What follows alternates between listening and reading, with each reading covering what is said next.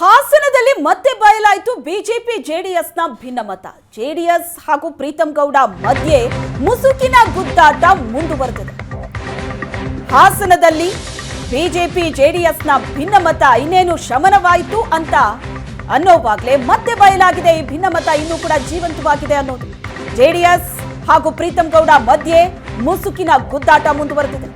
ಕಾರ್ಯಕ್ರಮದ ಬ್ಯಾನರ್ನಿಂದ Preetham Gowda photo out.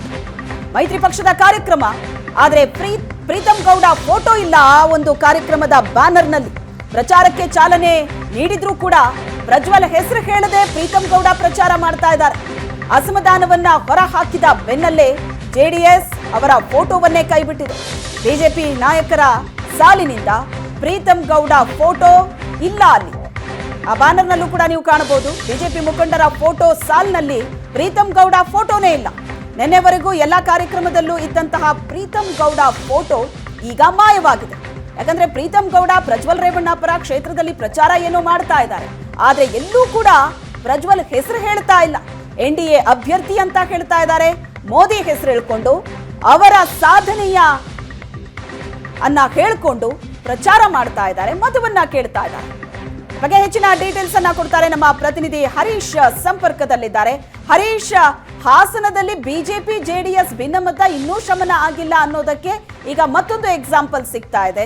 ಕಾರ್ಯಕ್ರಮದ banner ಅಲ್ಲಿ ಪ್ರೀತಂ ಗೌಡ ಫೋಟೋ ಇರಬೇಕಾಗಿತ್ತು, ಆದ್ರೆ ಫೋಟೋ ಇಲ್ಲ. ಏನಂತ ಹೇಳ್ತಾ ಇದ್ದಾರೆ? ಹಾಗಾದ್ರೆ ಈಗ ಪ್ರೀತಂ ಗೌಡ ಮಾಡ್ತಾ ಇರುವಂತಹ ಈ ವಿಭಿನ್ನ ಪ್ರಚಾರದ ಎಫೆಕ್ಟ್ ಆಯ್ತು. ಹಾಸನದಲ್ಲಿ ಪ್ರಜ್ವಲ್ ರೇವಣ್ಣ ಮತ್ತು ಪ್ರೀತಂ ಗೌಡ ನಡುವಿನ ಮುಸುಕಿನ ಗುದ್ದಾಟ ಮತ್ತೆ ಮುಂದುವರೆದಿದೆ. ಅದಕ್ಕೆ ಹರೀಶ್, ನಿಮ್ಮ ಆಡಿಯೋ ಕರೆಕ್ಟ್ ಆಗಿ ಕೇಳಿಸ್ತಾ ಇಲ್ಲ, ಮತ್ತೆ ಸಂಪರ್ಕ ಮಾಡ್ತೀವಿ. ಇದು ಹಾಸನದ ಚಿತ್ರಣ ಆಯಿತು. ಬಿಜೆಪಿ ಜೆಡಿಎಸ್ ನ ನಡುವೆ ಭಿನ್ನಮತ ಇತ್ತು ನಿಜ, ಯಾಕಂದ್ರೆ ಪ್ರೀತಂ ಗೌಡ ಪ್ರಜ್ವಲ್ ರೇವಣ್ಣ ಪರ ಪ್ರಚಾರಕ್ಕೆ ಬಂದಿರಲಿಲ್ಲ.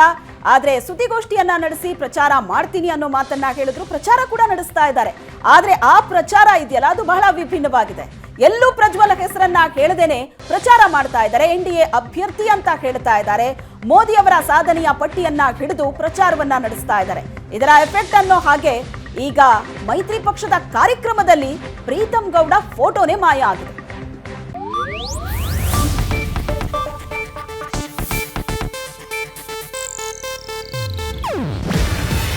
ಇದು ಏಷ್ಯಾನೆಟ್ ನ್ಯೂಸ್ ನೆಟ್ವರ್ಕ್ ಪ್ರಸ್ತುತಿ.